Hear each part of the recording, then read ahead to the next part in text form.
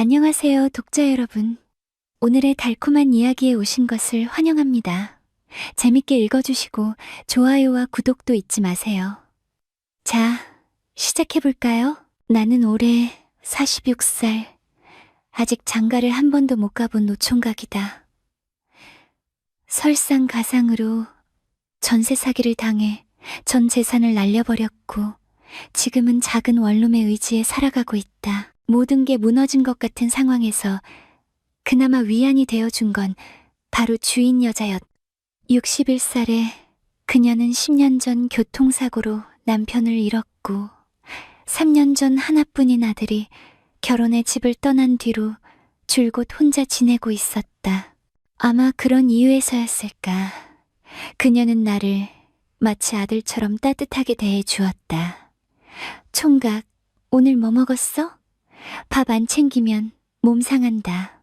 그녀는 종종 밥상을 차려주곤 했다. 밑반찬이 떨어졌을 때도 이거 갖다 먹어. 너무 짜면 물에 헹궈 먹어도 돼. 라며 밑반찬을 챙겨주었다. 그 따스한 마음은 삭막한 내 삶에 작은 위로가 되었다. 나는 그녀의 마음 씀씀이에 보답하고 싶었다. 그래서 자연스럽게 원룸 관리 일을 도맡게 됐다. 어두운 복도에 전구가 나가면 갈아 끼우고 쌓인 우편물을 정리하며 종종 옥상도 청소했다. 어쩌면 나는 그녀에게 아들이 떠난 빈자리를 조금이나마 채워주는 존재였을지도 모른다. 밥플러팅이라고 해야 할까? 처음엔 그저 소박한 식사였다. 그녀가 정성껏 차려준 된장찌개와 달걀 프라이 한 접시. 먹어봐요. 간 맞는지 좀 봐줘. 하며 내밀던 그녀의 얼굴은 조금은 어색하고 쑥스러워 보였다. 하지만 이상하게도 그 밥상이 점점 다르게 보이기 시작했다. 다음엔 고사리 나물과 멸치볶음이 추가되더니 그 다음엔 내 최애인 장조림까지 올라왔다. 반찬 가짓수가 늘어날수록 그녀가 나를 얼마나 신경 쓰고 있는지가 느껴졌다. 21년이 넘도록 엄마가 차려준 밥상을 그리워했던 내게 그녀의 집밥은 단순한 식사가 아니었다. 따뜻한 위로였고 가족 같았다. 밥상 앞에 앉아 국물 한 숟갈을 뜨며 이런 생각이 들었다. 어느 날 저녁 고기 굽는 냄새가 진동하는 식탁 앞에서 그녀가 말했다. 혼자 사는 건 참 쓸쓸해. 가끔은 누가 옆에 있었으면 좋겠다 싶어. 나 남자라도 하나 소개받아야겠어. 그 말에 마음이 울컥했다. 이 여자를 외롭게 두면 안 되겠다. 그녀의 외로움이 고스란히 전해졌다. 제가 있잖아요. 아줌마 옆에. 그녀는 웃으며 소주잔을 들어 올렸지만 그 미소 뒤엔 살짝 떨리는 눈빛이 보였다. 그리고 그런 그녀를 누군가에게 빼앗길지도 모른다는 생각이 들 때마다 이상한 질투와 애틋함이 밀려왔다. 그렇게 우리는 점점 가까워졌다. 그녀의 밥상은 우리의 이야기가 시작된 자리였고 그 위에서 우리는 남녀의 정을 나누게 되었. 저녁 7시 낮잠을 실컷 자고 일어나니 배가 슬슬 고파왔다. 간단히 해결해야겠다는 생각에 편의점으로 향하던 중 1층 주차장에서 주인 여자와 딱 마주쳤다. 총각, 이 시간에 어디가? 출출해서 라면이라도 하나 먹으려고요. 그녀는 한숨을 쉬며 고개를 절레절레 흔들었다. 에그, 뭐하러 라면을 먹어. 차린 건 없어도 우리 집에서 나랑 같이 먹어. 그렇게 나는 예상치 못한 초대를 받아 그녀를 따라 4층 주인 집으로 올라갔다. 총각, 뭐 좋아해? 달걀 프라이 어때? 네, 좋아합니다. 제가 뭐 도와드릴까요? 괜찮아. 그냥 거실에 가 있어. 다 되면 부를게. 고맙다는 말을 남기고 거실에 앉았다. 30분쯤 지났을까? 그녀가 밥 먹자며 부르는 소리가 들렸다. 그 순간 나도 모르게 눈물이 주르륵 흘렀다. 어릴 적 엄마가 밥상을 차려놓고 부르던 그 따스한 기억이 아련하게 떠올랐기 때문이다. 얼른 눈물을 훔치고 밥상 앞으로 나갔. 밥상 위엔 밥, 배추김치, 동치미, 달걀 프라이, 된장찌개가 전부였다. 조금 실망했지만 내색하지 않았다. 감사한 마음으로 2그릇이나 먹어 치웠다. 며칠 후 저녁을 먹고 TV를 보고 있던 중 주인 여자에게서 전화가 왔다. 총각, 옥상으로 좀 와줄래? 그녀의 목소리에 다급함이 묻어 있었다. 서둘러 옥상으로 올라가니 그녀가 계단에 주저앉아 있었다. 원피스를 입은 그녀는 계단에서 미끄러져 고관절 골절상을 입고 움직이지 못하는 상태였다. 총각, 나 좀 집에 데려다 줘. 네, 걱정 마세요. 제가 있잖아요. 나는 그녀를 조심스레 업었다. 그러나 그 순간 상황은 이상하게 흘러가기 시작했. 근데 옷부터 갈아입어야겠는데요. 내 옷이 어째서요? 그제야 자신의 민망한 차림을 깨달은 그녀는 얼굴을 붉히며 작은 목소리로 말했다. 총각 앞에서 내가 주책이지. 괜찮습니다. 신경 쓰지 마세요. 그녀를 방으로 데려다 놓고 나오려는데 그녀가 나지막이 말했다. 총각, 잠깐만 들어와 줄래? 괜찮아. 들어와도 돼. 그 말에 나는 심호흡을 하고 방 안으로 들어섰다. 그녀는 긴 머리를 들어 올리며 한마디를 던졌. 총각, 지퍼 좀 내려줄래? 순간 머릿속이 하얘졌다. 어떻게 해야 할지 몰라 그 자리에 얼어붙어 있었다. 남자가 왜 이렇게 숫기가 없어? 이러다 감기 걸리겠네. 빨리 좀 내려줘. 네, 알겠습니다. 그날 이후 나는 주인 여자를 다른 눈으로 보기 시작했. 그녀의 웃음소리, 손끝의 섬세함, 그리고 알 수 없는 그 따뜻함까지 모든 것이 자꾸만 신경 쓰이기 시작했. 11월인데도 초겨울 날씨에 제법 쌀쌀해지기 시작하는 날이었다. 주말에 늦잠을 자다 주인 아줌마한테 전화가 왔는데 보일러가 이상하다는 것이었다. 온수가 갑자기 미지근하게 나온단다. 주인 집으로 올라가 보니 거실에 난방이 되는 걸로 봐선 보일러 문제는 아닌 듯 싶었다. 자세히 살펴보니 실내 온도 조절기에서 온수 온도를 실수로 낮춰놓은 것이었다. 주말에 쉬어야 되는데 괜히 나 때문에 고생해서 어쩐데 미안해서. 그녀가 미안한 듯 말했. 아니요, 괜찮아요. 여기 온도만 올리면 뜨거운 물 나올 거예요. 그럼 잠시 기다리는 동안 여기 와서 따뜻한 커피라도 한 잔 들어요. 그럴까요? 간만에 여자랑 둘이 소파에 나란히 앉아 있는데 한참 동안 연애를 못 해봐서인지 뭔가 긴장감이 감돌면서 괜히 몸에 힘이 들어간다. 잠시 동안의 어색함을 쫓으려고 그랬을까. 주인 여자는 여태껏 왜 혼자 살고 있느냐, 총각이냐, 호구조사가 이뤄졌다. 나는 파혼하고 나서 결혼을 포기했다고 대답했. 주저리 아줌마도 본인 얘기를 살짝 해주는데 10년 전쯤 남편이 교통사고로 죽고 예단이나 혼수 이불을 전문으로 하는 홈패션 전문점에서 일하며 홀로 지내고 있단다. 그러고 나오려는데 그녀가 붙잡는다. 고맙다면서 저녁 때 식사 대접을 하고 싶단다. 나는 됐다고 했지만 한사코 사양하는 것도 예의가 아닌 것 같아서 그럼 저녁 때 뵙겠다고 말씀드리고 내 방으로 돌아왔다. 저녁 약속한 시간에 그 집 초인종을 누른다. 네, 열려 있어요. 어서 들어와요. 뭐 차린 건 별로 없지만 맛있게 드세요. 전복, 낙지, 한약재가 듬뿍 들어간 닭백숙에 여러 가지 밑반찬으로 식탁을 꽉 채웠다. 이거 너무 진수성찬인데요. 아줌마는 커다란 닭다리를 떼어서 내 접시에 놓고 먹기 좋게 살점을 발라주신다. 사람이 나이 들면 더 잘 먹어야 돼. 많이 들어요. 아주머니도 좀 드세요. 나 신경 쓰지 말고 어서 들어요. 내가 닭다리를 한 입 베어 물자 그녀는 그윽한 표정으로 날 지켜보고 있다. 이런 집밥을 얼마 만에 먹는 건지 모르겠어요. 남자가 혼자 살면 다 그렇죠. 앞으로 집밥 생각나면 언제든지 와요. 정말요? 그럼 앞으로 원룸 관리는 제가 도맡아 하겠습니다. 에구, 그러려고 밥 먹으러 오란 소리 아니었는데. 아니요. 세상에 공짜가 어디 있습니까? 상부상조해야죠. 상부상조? 그래요. 서로 돕고 살면 좋잖아요. 더군다나 서로 필요할 때 말이죠.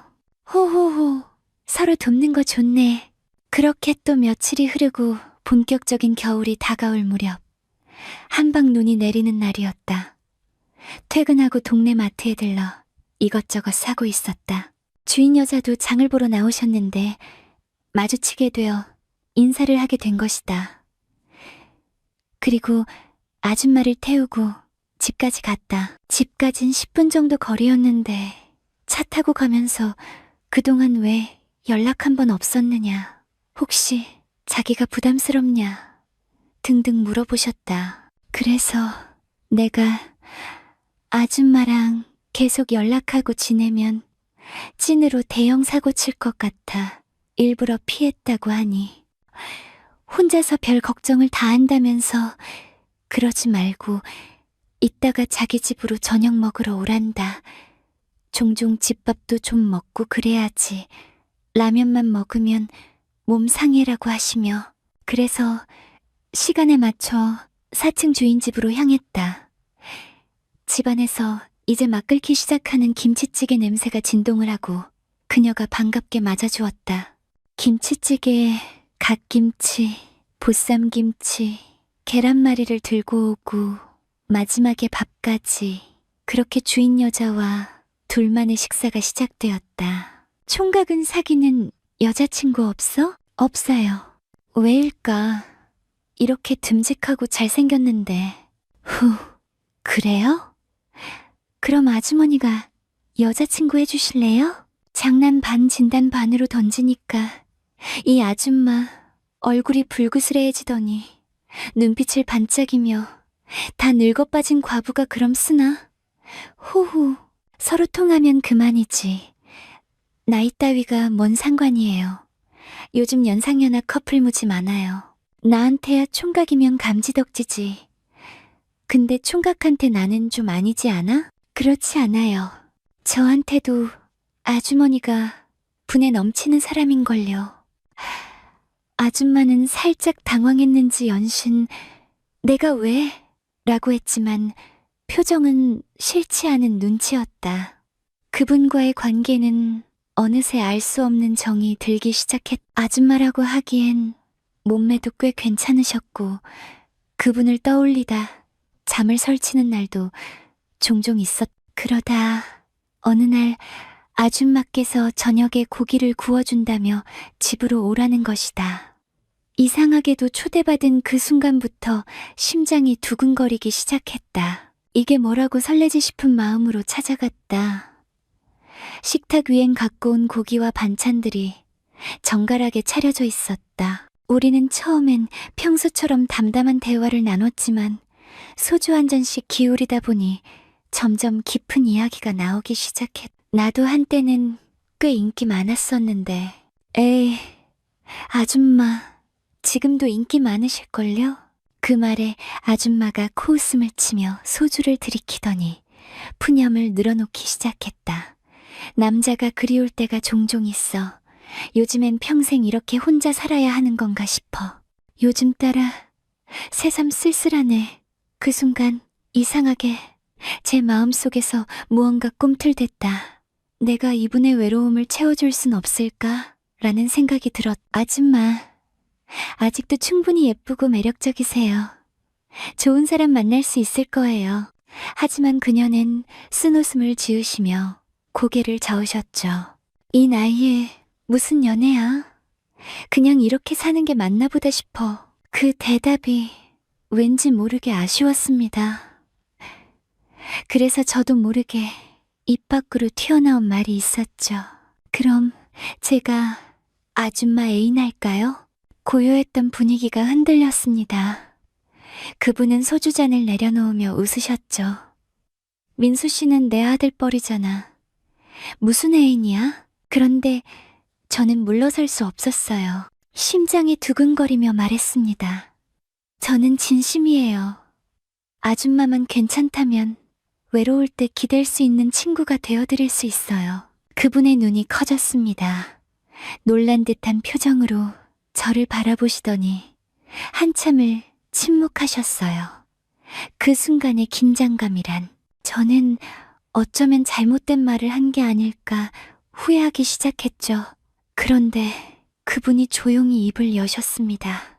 진짜 지금 진심으로 말하는 거야? 저는 더 단호하게 대답했어요. 우리 서로 돕고 기대면서 살아가면 좋지 않을까요? 아줌마는 잠시 고개를 숙이더니 말을 이어갔습니다. 너처럼 젊고 좋은 사람이 왜 나 같은 사람 옆에 있으려는지 이해가 안 가. 왜요? 아줌마는 충분히 매력적이세요. 그리고 전 아줌마가 좋거든요. 그 순간 아줌마는 갑자기 크게 웃더니 말했어요. 그럼 진짜 내가 너 애인처럼 굴어도 되는 거야? 당연하죠. 오늘부터 우리 사귀는 겁니다. 그날 이후 아줌마와 저는 조금씩 서로에게 마음을 열기 시작했어요. 연애라는 게 이렇게 웃음과 설렘, 그리고 약간의 어색함으로 시작될 수 있다는 걸 그때 처음 알았죠. 저는 인생의 여러 굴곡을 겪어왔어요. 특히 최근에 있었던 빌라 전세 사기는 내게 큰 상처를 그 사건으로 인해 재정적으로나 정신적으로 큰 충격을 받았고 결국 원룸으로 이사하게 되었거든요. 그렇게 새로운 환경에서 다시 시작하려던 내 삶에 예기치 못한 인연이 찾아왔다. 그녀는 바로 내가 이사한 건물의 주인이었다. 4층에 살고 있는 그녀는 나보다 17살 연상이라는 점에서 처음에는 크게 신경 쓰지 않았다. 첫인상도 특별히 끌리지는 않았다. 나이 차이도 그렇고 외모도 솔직히 내 스타일은 아니었으니까. 하지만 그녀의 성격만큼은 처음부터 인상 깊었다. 쿨하고 유쾌한 그녀의 태도는 사람을 편안하게 만들어주는 매력이 있었다. 더군다나 그녀가 끌렸던 이유 중 하나는 엄마 같았기 때문이다. 그녀가 해주는 집밥이야말로 내가 그녀를 찾는 가장 큰 이유가 되었던 것이다. 처음에는 단순히 새로 이사 온 세입자라 잘 챙겨주는구나 라고 생각했다. 그녀는 자주 나를 찾아와 밥을 챙겨주고 힘들어 보이면 이야기를 들어주며 내 기분을 맞추려 노력했다. 그러한 모습에 점점 마음이 열렸고 나도 모르게 그녀를 사랑스럽게 바라보기 시작했다. 어느 날 우리는 장난스러운 대화를 나누게 되었다. 나는 장난 반 진담 반으로 물었다. 그럼 나 같은 연하남이랑 가볍게 만나는 건 어때요? 그녀는 묘한 미소를 지으며 대답을 피했지만 그날 이후 그녀의 태도는 조금 달라졌다. 저녁마다 그녀는 내게 밥을 가져다 주었고 심지어 우리 집 화장실 청소까지 도와줄 정도로 유달리 나를 챙겼다. 나는 그녀의 관심과 배려를 거부할 수 없었다. 사실 전세 사기를 당하고 홀로 지내면서 정신적으로 너무 힘들었던 시기에 그녀의 존재는 큰 위로가 되었다. 결국 우리는 서로의 외로움을 달래며 상부상조라는 명목하에 만나기 시작했다. 그렇게 본격적인 관계로 발전했지만 처음부터 우리는 서로에게 큰 기대를 걸지 않기로 합의했다. 그런데 문제는 우리의 관계가 시간이 지나면서 조금씩 변화하기 시작했다는 점이다. 만난 지 6개월쯤 되었을 때 그녀는 갑자기 내게 4층으로 들어와서 살자는 말을 꺼냈다. 한마디로 동거를 제안한 것이다. 처음에는 당황스러웠다. 물론 우리는 이미 한 건물에 살고 있어서 거의 동거하다시피 만나고 있긴 했지만 정식으로 한 집에서 산다는 건 또 다른 차원의 문제였다. 그녀가 싫은 건 아니었다. 하지만 현실적으로 생각해보면 나이 차가 너무 많이 난다는 점에서 망설여졌. 그녀도 나도 이번 생의 마지막 연애라는 생각으로 시작한 관계이기에 더 신중하게 결정해야 한다고 느꼈. 지금 우리의 관계는 어정쩡한 상태에 놓여 있다. 그녀는 마치 우리가 정식으로 연애하는 사이인 것처럼 행동하지만 나는 여전히 상부상조라는 우리의 초기 합의를 떠올리며 스스로를 다잡고 있다. 나는 그녀에게 솔직하게 나의 생각을 전해야 할까? 아니면 이대로 자연스럽게 흘러가는 대로 둬야 할까? 그녀와의 관계가 나에게 주는 위안과 즐거움은 분명 크지만 미래를 생각하면 머리가 복잡해진다. 결국 나는 한 가지 결론에 이르렀다. 우리 사이에 분명한 합의가 없다면 관계는 점점 더 복잡해질 뿐이다. 나는 그녀와의 관계가 소중하기에 더 이상 어정쩡한 상태로 두고 싶지 않다. 나는 그녀와의 인연을 소중히 여기며 현실적이고 합리적인 방향으로 우리의 관계를 발전시켜 나가고 싶다. 용기는 모든 것을 시작하게 하고 신뢰는 모든 것을 지속하게 한다. 처형은 25살에 결혼했다. 형님과는 무려 12살 차이. 나이 차이 탓에 처가에서는 결혼을 극렬히 반대했지만 모든 상황을 바꾼 건 처형의 한마디였다. 저 임신했어요. 결국 두 사람은 결혼에 골인했다. 그렇게 시작된 결혼 생활은 13년 동안 이어졌지만 끝은 그리 아름답지 못했다.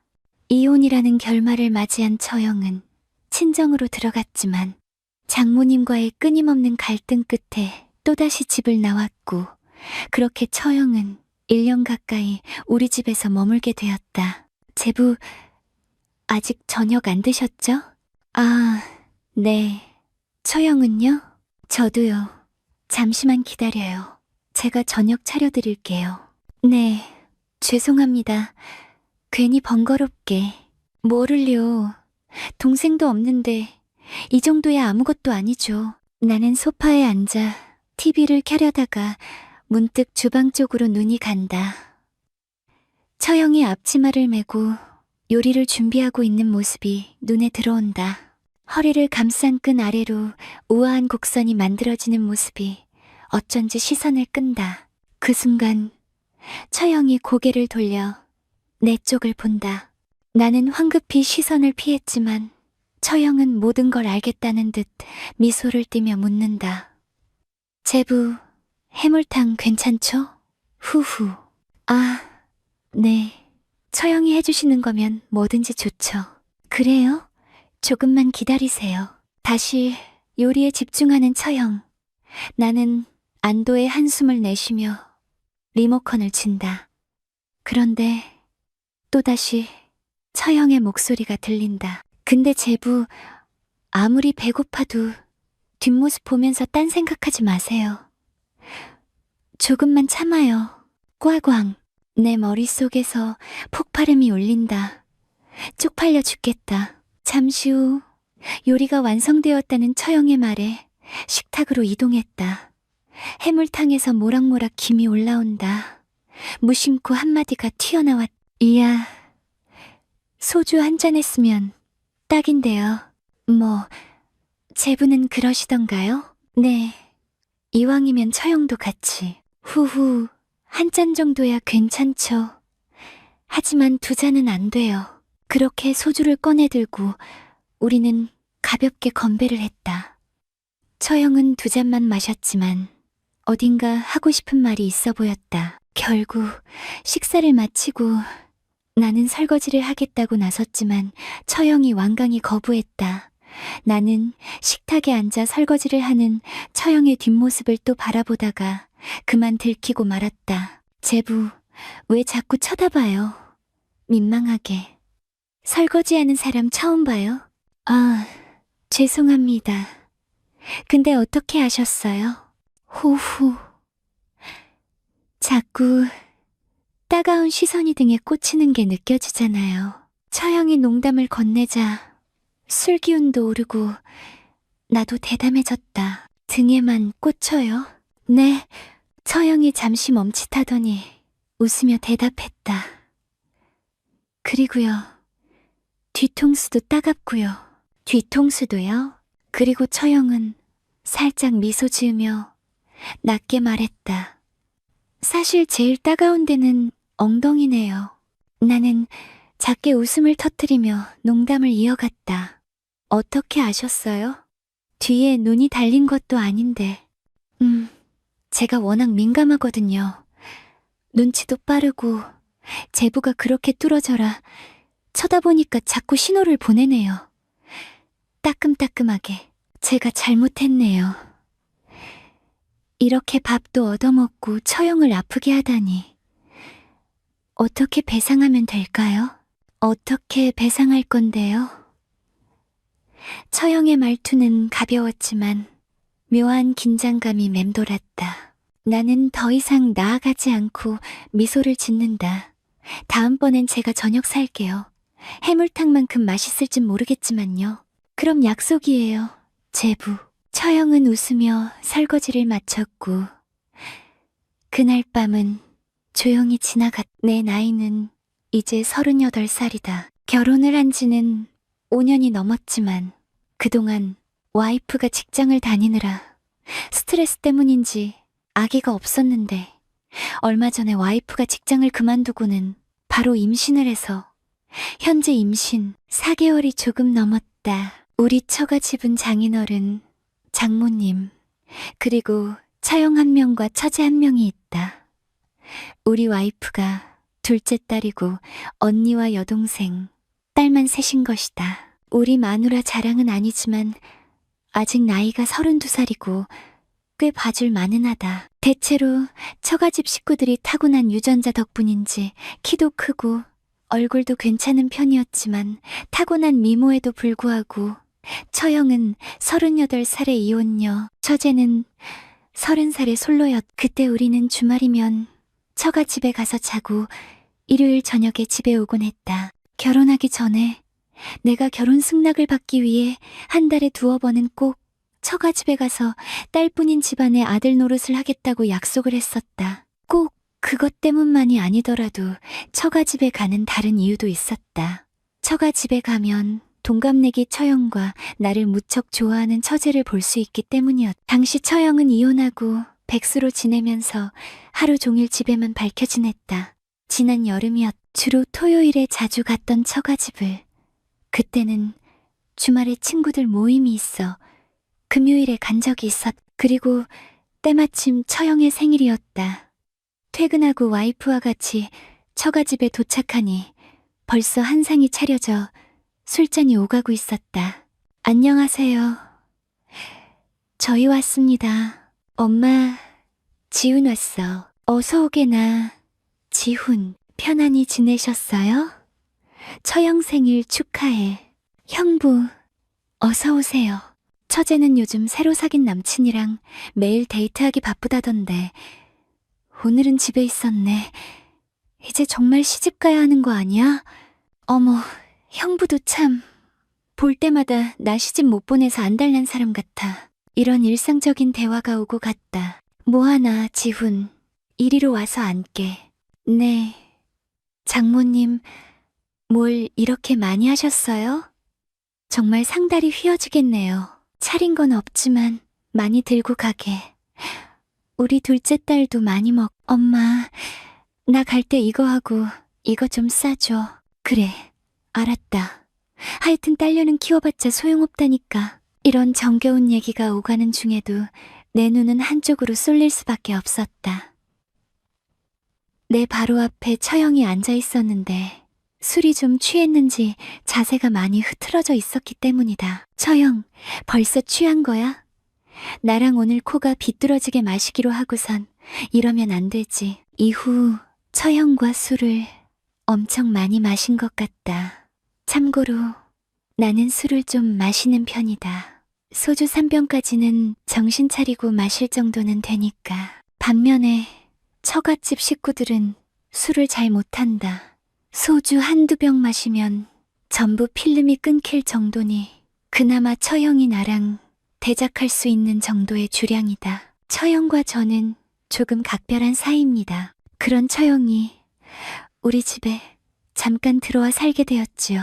아내가 결혼 6년 차에 임신을 하게 되면서 허리 통증과 골반통으로 임신 3개월 때부터 일상적인 생활이 불가능할 정도로 엄청 힘들어하던 시기가 있었습니다. 그때 마침 처형이 이혼하고 처갓집에 한동안 빈둥대며 밥만 축내고 있을 때였는데 장인어른, 장모님이 집에서 놀지만 말고 밖에 나가 카페 알바 같은 거라도 좀 하라며 자꾸 눈치를 주니깐 잔소리 듣기가 싫었던 처형이 당분간 우리 집에서 지내며 아픈 동생 대신 제부 밥 좀 챙겨주고 청소, 빨래, 같은 집안일도 거들어주겠다고 해서 오게 된 거였죠. 처음에는 불편하다기보단 좋았습니다. 활달한 성격의 처형이 집에 있으니 활기도 생기는 것 같고 처형 덕분에 넷플릭스에 빠져 미드 세계에 눈을 뜨게 되었지요. 한 번은 처형과 술 한잔하다가 제부 같은 남자랑 결혼하면 이혼할 일은 없겠다 라는 말을 하더군요. 이후 둘만 있는 시간이 잦아졌고요. 그때만 해도 설마 했습니다. 그렇게 여러모로 도움을 받으며 처형과 한 집에서 10개월가량 함께 지냈죠. 하지만 그때까지만 해도 모든 게 순탄했었는데 아내가 출산을 하면서부터 문제가 생겨났습니다. 아이가 생기면 더 행복해질 줄 알았죠. 근데 그 꿈이 다 깨져버렸네요. 아내가 출산하면서부터 육아에 지쳐 성격도 점점 예민해지고 아무 일도 아닌데 매번 저한테 신경질적으로 변하는 거예요. 옆에 가기만 해도 담배 냄새 나는 것 같다며 가까이 오지도 못하게 하고 짜증 섞인 목소리로 성질을 부려대니까 일찍 집에 들어와도 할 수 있는 것도 없고 사는 게 낙이 없으니 밖으로만 나돌던 시기였습니다. 언젠가부터 어디 체한 것 마냥 속이 답답하고 어디 가서 스트레스를 풀지 않으면 내가 먼저 미쳐버릴 지경이었죠. 그러다 결혼 전부터 알고 지내던 여자 후배가 연락이 와 만나게 되었고 마음 둘 곳이 없으니 그녀와 종종 만나 시간을 보냈네요. 하루는 제 행동이 예전 같지 않고 낯설다며 아내가 갑자기 휴대폰 검사를 하겠다며 추궁하기 시작을 했고 여자 후배와 몰래 만나온 게 그날 딱 걸리고 말았지요. 통화 기록과 카톡은 모두 지웠는데 둘이서 돌아다니며 사용한 카드 내역이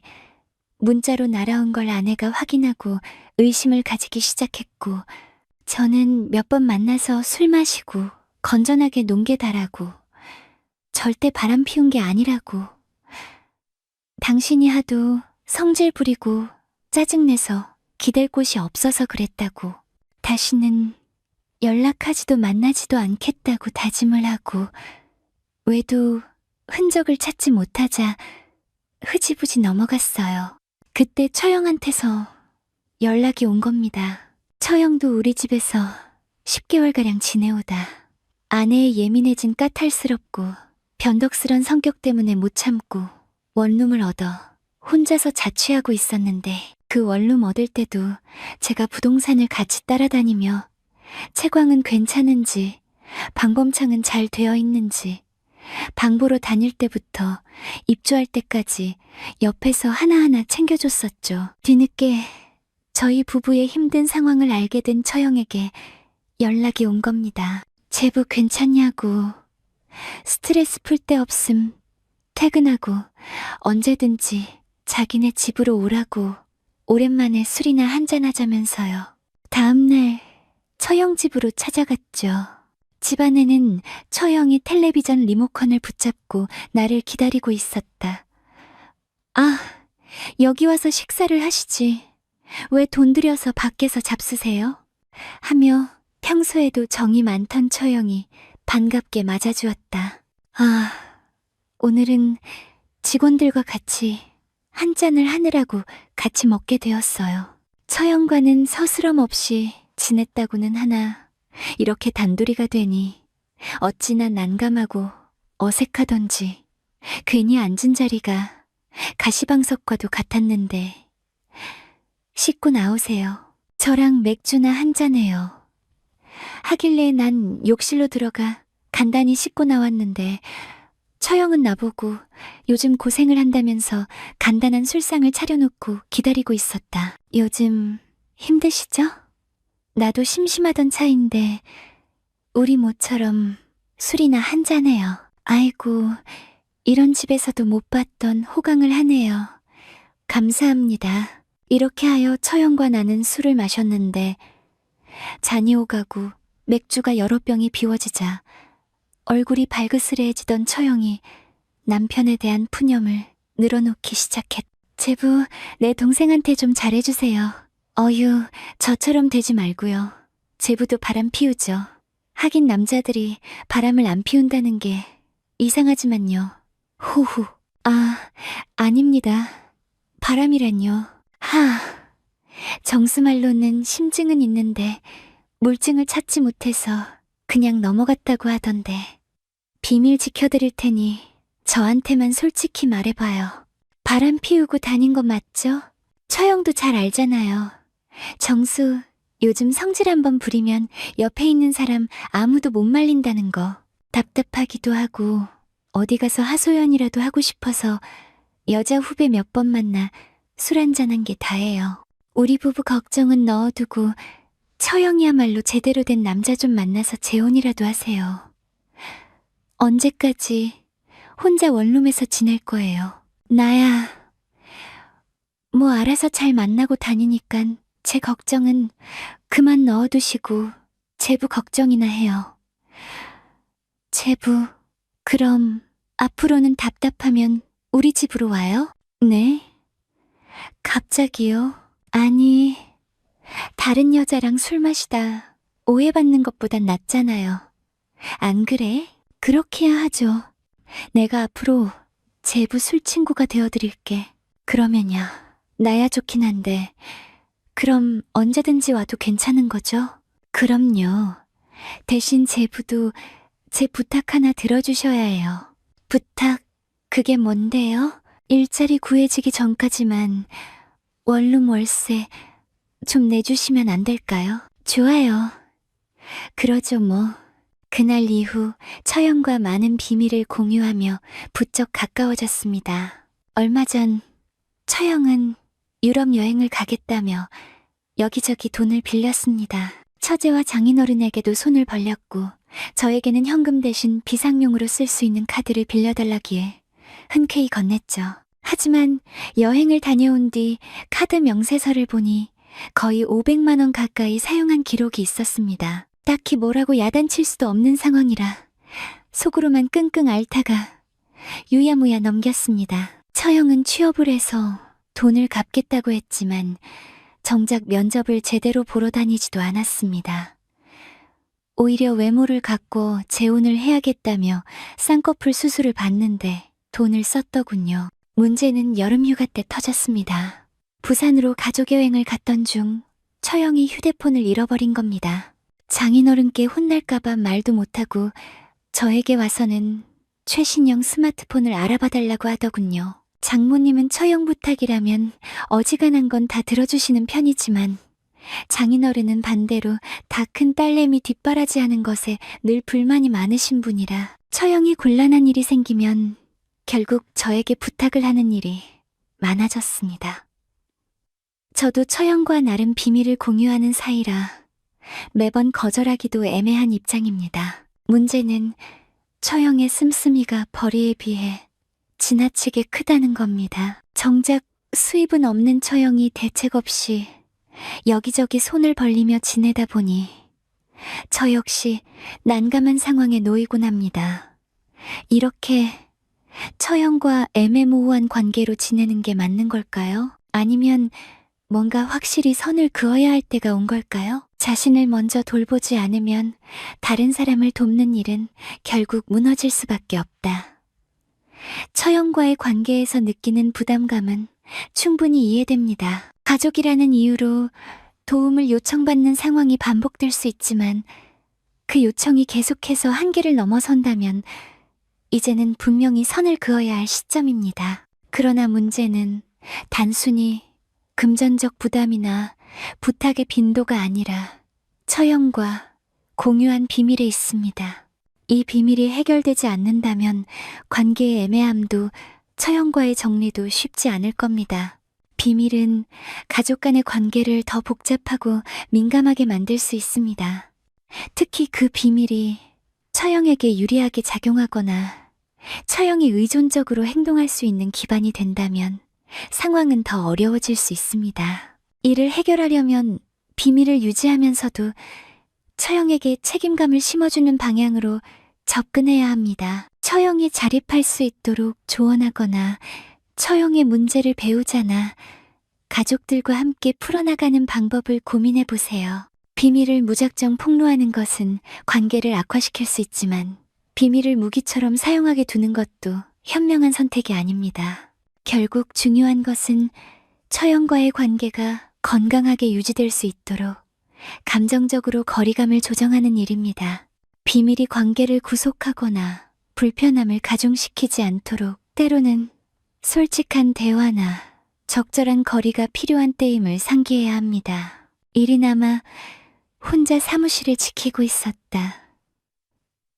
조용한 사무실 안에서 컴퓨터 키보드 소리만이 들리는 가운데 창밖에선 가로등 불빛이 희미하게 흔들리고 있었. 피곤한 눈을 비비며 작업하던 찰나 문득 익숙한 목소리가 들려왔. 민수 씨? 놀란 나는 고개를 돌려보았다. 어머, 깜짝이야. 사장님이 여긴 웬일이세요?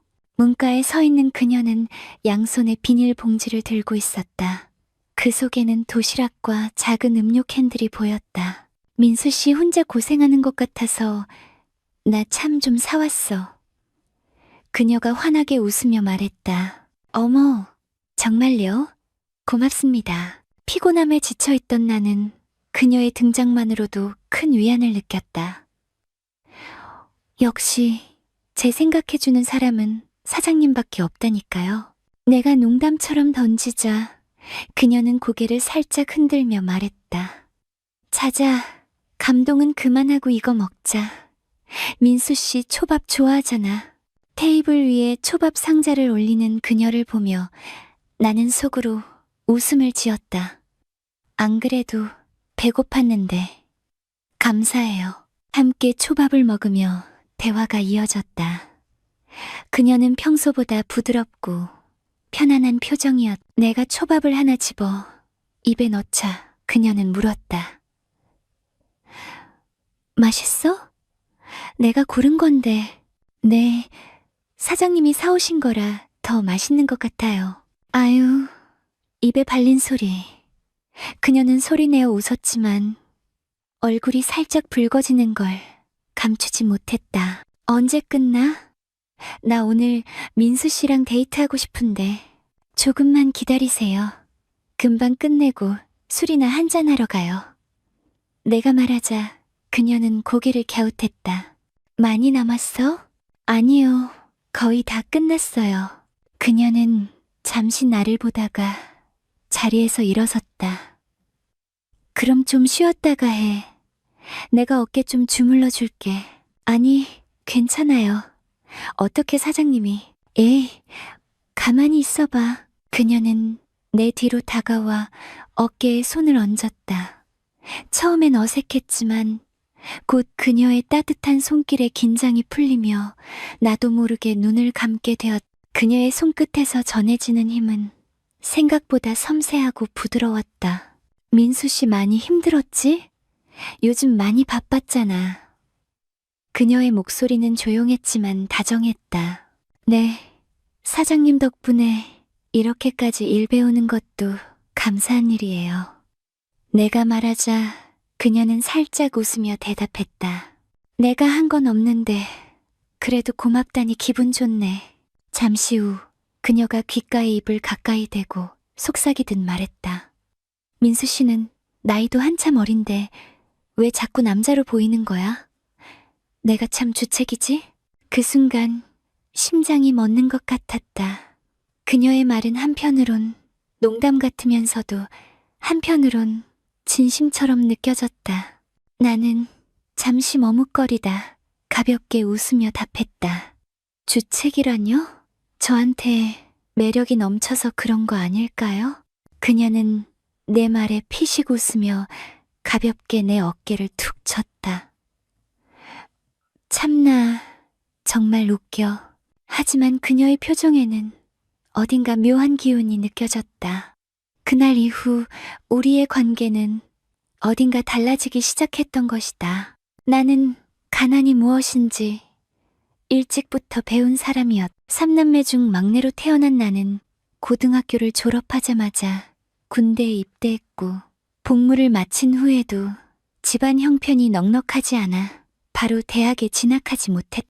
22살 어렵사리 대학에 입학한 나는 한 학기 휴학하고 한 학기 복학하며 학비를 벌기 위해 아르바이트를 반복하는 생활을 이어갔다.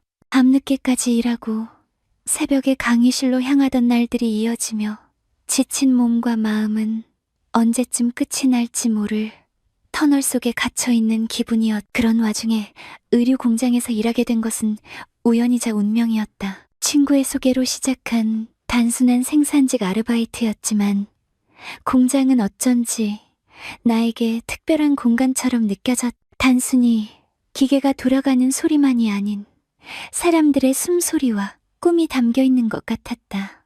공장의 사장님은 성실한 내 모습을 눈여겨보셨고 사소한 일에도 칭찬을 아끼지 않으셨다. 민수 씨, 당신 같은 젊은이는 꼭 잘 될 거야. 그 말은 힘겨운 하루하루를 버티게 해주는 유일한 위로였다. 그러나 사장님의 갑작스러운 죽음은 공장 전체를 혼란에 빠뜨렸다. 갑작스러운 심장마비로 돌아가셨고 직원들은 슬픔과 함께 공장의 미래를 걱정했다. 그의 부인이자 이제는 공장의 새로운 사장이 된 사모님은 그동안 경영에 관여한 적이 없었다. 사모님은 늘 조용하고 단정한 모습으로 사장님의 뒤를 지키던 분이었다. 이제 그녀가 공장을 이끌어야 한다는 사실은 직원들 사이에서 많은 우려를 낳았. 그녀는 남편이 남긴 공장을 지키겠다는 강한 의지를 보이며 하루아침에 경영자로 변신했. 직원들과 직접 소통하며 문제를 하나씩 해결해 나갔고 힘든 상황에서도 흔들리지 않는 모습을 보여주었. 나는 그녀의 그런 모습에 감탄했고 그로 인해 그녀를 돕고 싶은 마음이 자연스럽게 들었. 어느 날 평소와 다름없이 일을 마치고 퇴근 준비를 하고 있을 때였다. 사모님이 나를 부르셨다. 민수 씨, 잠깐 시간 좀 내줄 수 있나요? 사무실에 들어서자 그녀는 커피 2잔을 준비해두고 있었다. 그녀가 권한 커피를 한 모금 마신 후 그녀가 입을 열었다. 민수 씨, 공장 일을 시작한 지 얼마나 됐죠? 8개월 정도 된 것 같습니다. 사모님. 그래요. 그동안 정말 열심히 해줘서 고마워요. 내가 이 자리에 앉아있는 동안 당신처럼 책임감 있는 직원은 보기 힘들었어요. 그래서 오늘은 특별히 제안을 하나 하려고 해요. 나는 순간 긴장했다. 설마 나를 해고하려는 건 아닐까? 하지만 그녀의 다음 말은 내 예상을 완전히 뒤엎었다. 민수 씨, 나랑 일해볼래요? 공장을 관리해줄 사람이 필요해요. 연봉 4천만 원 어때요? 순간 숨이 멎는 줄 알았다. 연봉 4천만 원이라니 대학 졸업장도 없는 내가 꿈도 꾸지 못할 액수였다. 그녀는 잠시 말을 멈추고 내 반응을 살폈다. 나는 어안이 벙벙한 상태로 고개를 들었고 그녀의 눈빛에서 진심을 읽을 수 있었다. 사모님, 저 같은 사람이 그 자리를 맡아도 괜찮을까요? 내 목소리에는 망설임과 함께 설렘이 섞여 있었다. 물론이에요. 민수 씨라면 충분히 잘할 수 있을 거라 믿어요. 무엇보다 민수 씨는 이 공장을 누구보다 잘 이해하고 있고 책임감도 강하잖아요. 제가 필요한 건 그런 사람이에요. 나는 잠시 고민했지만 사실 고민할 필요도 없었다. 흔쾌히 수락했고 그렇게 우리의 이야기가 시작되었다. 사모님. 아니, 사장님은 50대 초반의 여사장님이었다. 큰아들이 나와 동갑이라 처음부터 나를 친근하게 대했다. 겉보기엔 전형적인 부잣집 아줌마 같지만 그녀의 일상은 상상을 초월했다. 아침부터 밤까지 빡빡한 스케줄 속에서도 나를 챙겨주는 그녀의 모습은 참 대단했다. 민수 씨, 밥은 잘 챙겨 먹고 있어요? 이거 밑반찬 좀 가져가요. 처음엔 그저 감사했지만 점점 그녀에게 더 잘 보이려는 마음이 생겼다.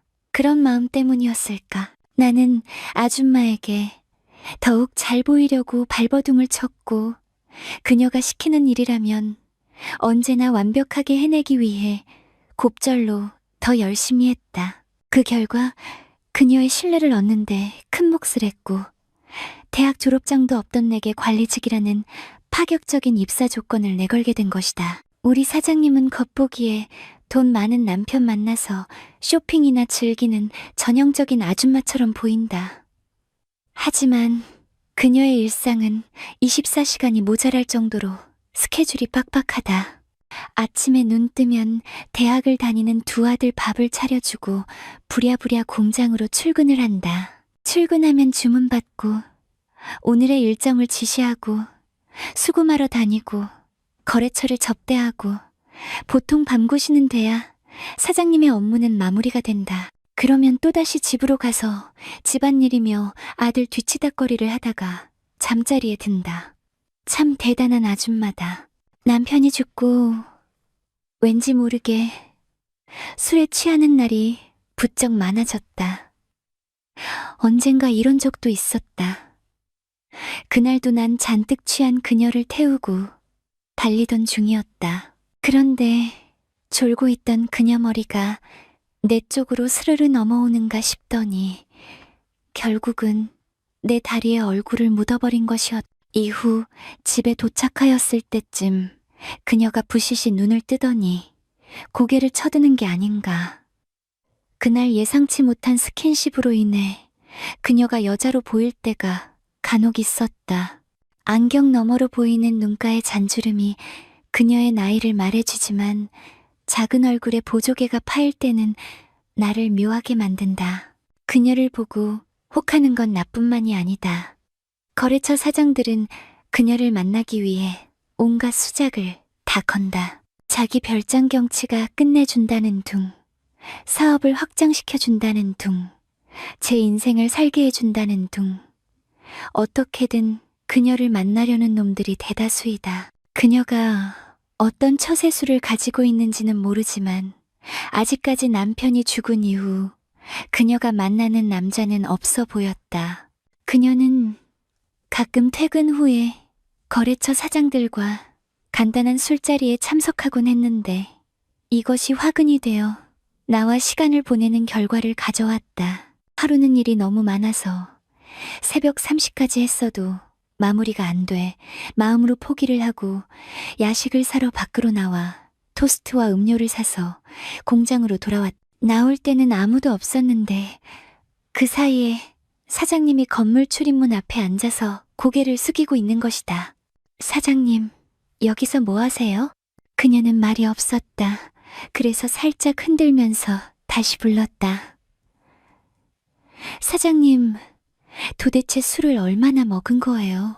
일단 그녀를 공장 안으로 옮겨야 했다. 난 그녀를 안아 올렸다. 생각보다 가볍네.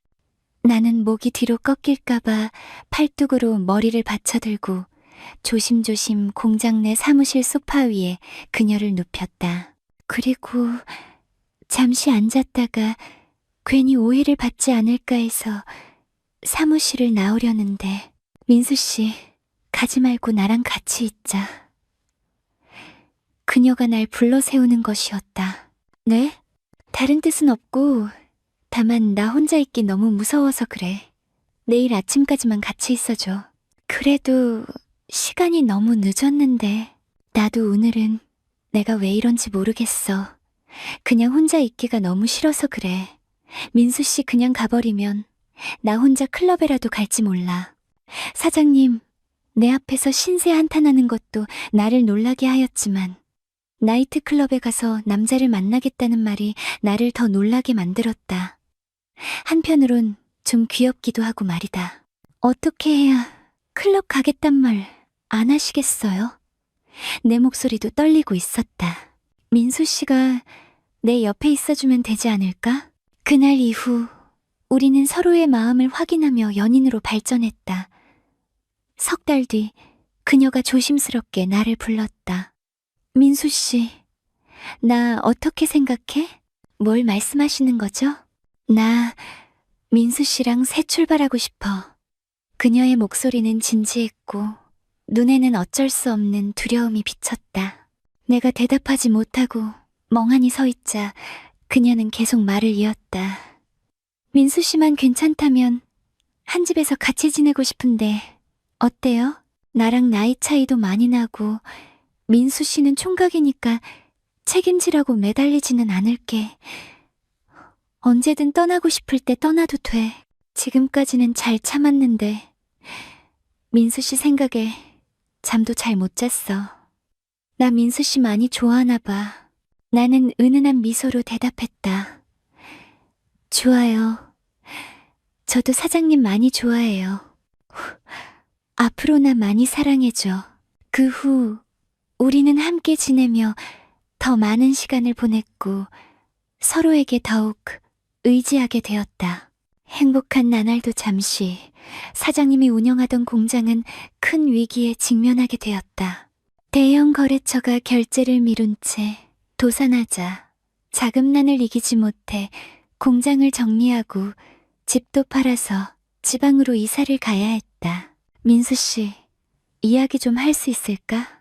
사무실로 부른 그녀의 얼굴에는 지친 흔적이 역력했다. 항상 씩씩한 모습으로 모든 상황을 감당하던 그녀였지만 이번에는 달랐다. 떨리는 목소리로 그녀는 결정을 전했다. 공장을 정리해야 할 것 같아요. 순간 머릿속이 하얘졌다. 그녀가 그토록 애정했던 공장을 닫아야 한다니 믿을 수 없었다. 사장님, 저는 어떻게든 돕고 싶어요. 뭐든요. 그냥 떠나지 말아주세요. 그녀는 고개를 저으며 눈물을 참으려 했었다. 안 돼요. 내가 이 모든 걸 감당하지 못해 떠나는 건데 민수 씨까지 붙잡으면 더 큰 짐이 될 거예요. 그녀는 내 품에 안겨 흐느꼈다. 나는 그저 그녀를 꼭 끌어안았다. 아무 말도 하지 못한 채 그녀의 떨리는 어깨를 감싸며 시간을 보냈. 아침이 되자 그녀는 말없이 떠나 있었고 작업대 위에는 손으로 정성스럽게 쓴 편지 한 장이 남아있었. 민수 씨, 당신과 함께한 시간들은 내 생의 가장 행복한 순간들이었어요. 하지만 당신에게 미래를 약속할 수 없는 내 자신이 너무 부끄럽습니다. 떠나지만 언제나 당신을 응원할게요. 사랑해요. 나는 한동안 그 편지를 들고 멍하니 서 있었다. 눈물이 흘렀지만 멈출 수 없었다. 그녀가 떠난 이후 공허함과 싸워야 했다. 매일같이 그녀가 곁에 없다는 사실이 나를 무너뜨렸. 시간이 지나 그녀에게서 연락이 왔다. 지방에서 작은 공방을 열었다는 소식이었다. 그리고 그녀와 나는 다시 만났. 이별은 끝이 아니라 새로운 시작이다. 사랑은 마음속에서 언제나 살아 숨쉰다.